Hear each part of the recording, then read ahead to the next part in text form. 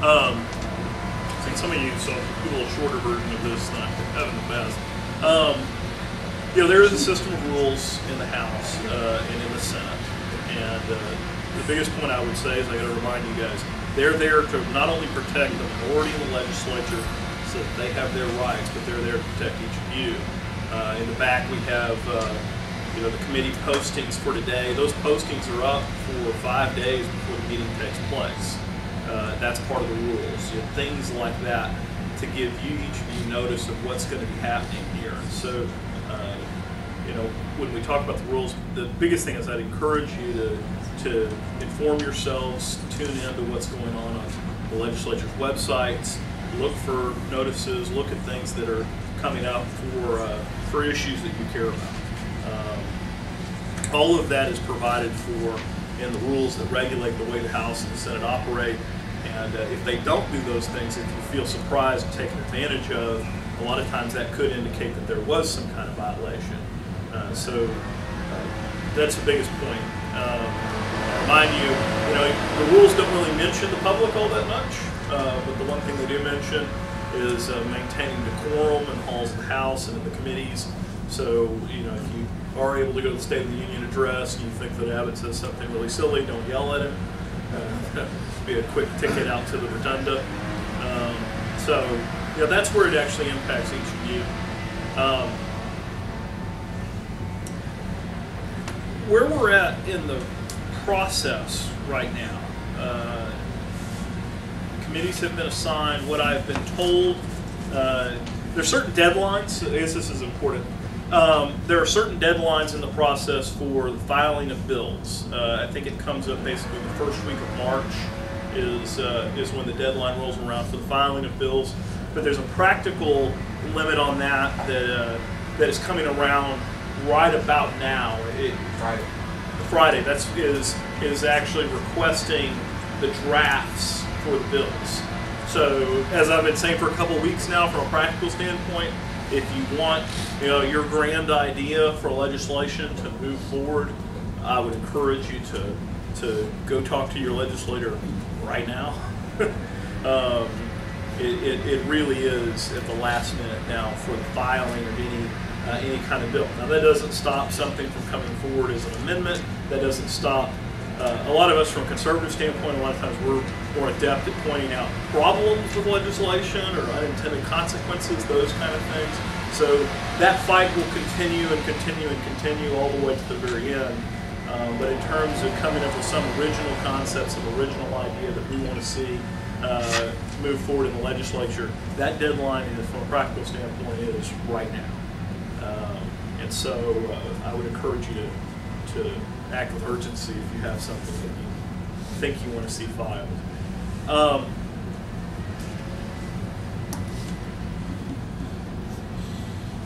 So I'll have a presentation, starting to put something together, and I guess I'll have it for you, preview this. I'll have it for you all in the next week or two. As things get filed and you start following through, there's jurisdictions in the House and the Senate. Well, in the Senate it's less defined, but there is kind of an informal jurisdiction. There's very defined jurisdiction for types of bills, types of legislation, and where they go. So in the House,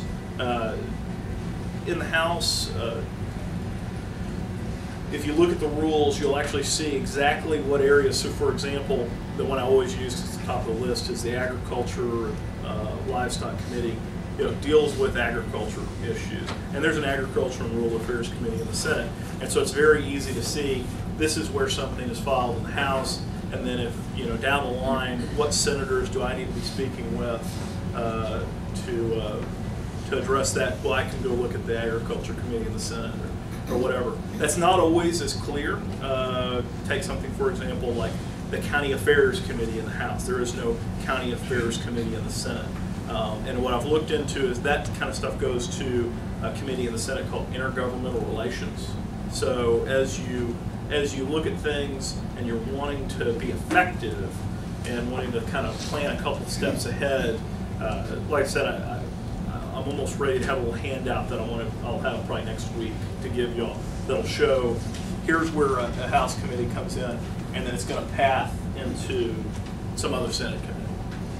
That's something to be thinking about, because things just don't happen in their little one-house vacuum. As Michael was mentioning earlier, we're kind of the question of something happens in the Senate and then it's going to come over to the House, and is the House going to kill it in some committee? Well, okay, if they want to spend political capital, they can happen and do that, but it doesn't happen in a vacuum. There's a link between what happens in the House, what happens in the Senate, and there's obviously pressure to assert from both sides. And so what you want to do is educate yourself about how does that relationship work with relation to the things that you care about. I guess I'll quickly touch on the issue of the state's lobby law. Just a reminder, my best advice to each of you is don't get paid to be here. If you are, come talk to me.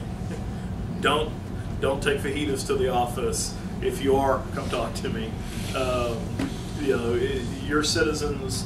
You're not lobbyists. There's no reason that you should be registering with the state or getting a permission slip to talk to legislators and talk about the issues you care about. But there are, as they say about campaign finance law, it's true about the lobby law, there are traps for the unwary out there that are set up to harm those who are engaged and who do things to disrupt the cozy little system that exists here in Austin. So you want to be aware of those, but the quickest guide would be, like I said, don't take fajitas to the office, and don't take a paycheck for being here, and you're probably safe, probably. But if you have a question, come to me on that. Happy to chat with anybody about it. With that, let me just ask questions. What are I'll kind of open it up to questions that you have, and then I'd be curious to hear what it is that y'all are working on, any kind of hurdles that you've hit, anything that I can shed any light on in terms of your effectiveness as activists here at the Capitol.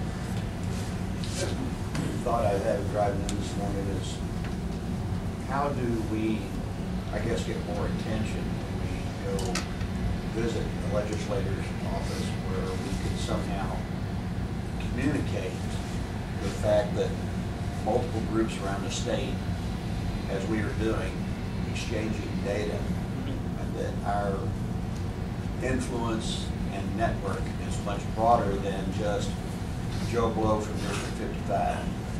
Yeah, well, and then I think some of the other speakers obviously touched on that issue. Well, I mean, the first biggest piece of advice is first you have to develop a little bit of a relationship. I think it's good to kind of get on a first-name basis with some of the staff or whoever you're speaking with.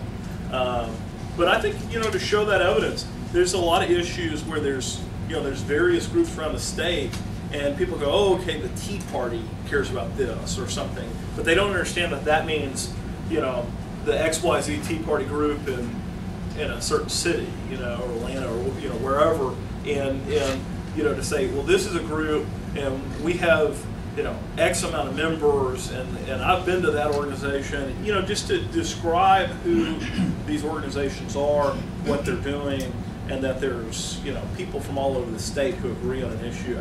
I think just trying to convey that.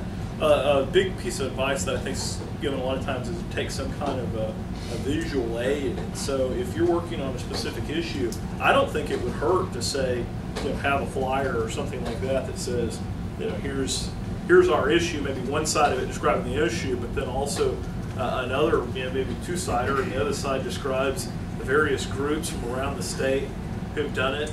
I'm trying to think of a way. Well, that's exactly my question, is how do we convey that fact that we're networked across the state, not just one little county or region. In 2013, a group of us just represented ourselves as 912 group from Williamson County. And that was enough to get us actual formal meetings with Dewhurst and Strauss staff to talk about things. But I think we're much bigger now. How do we convey that to the people we're working with so that they pay more attention?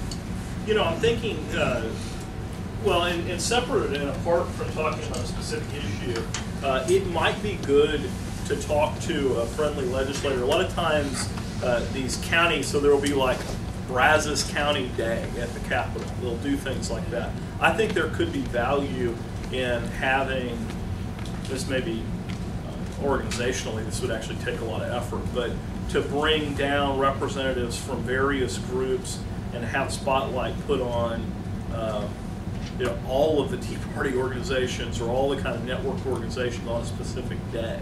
That actually would raise profile and get people more aware of that. So I don't know that people are aware that there's a group in one county in one side of the state that they're actually talking to people from the other side of the state, but they are, just like you said they are. Yeah, that might be a good idea to actually go to some of the more friendly conservative reps to sponsor Tea Party Day. Actually might not be a bad idea. I thought I saw that there's people already planning that for April 15th. Oh, maybe. Yeah, I would. I think, well, I'm not going to say on name. I think one of the North Texas groups is already starting to work on that for April 15th. The Northeastern Tea Party? Right. I don't want to say that for sure because I'm not positive it's them, but it's someone in that general orbit. Yeah. Well, then, my best piece of advice is I'd reach out to Julie McCarty and find out what they're organizing and try and expand it out.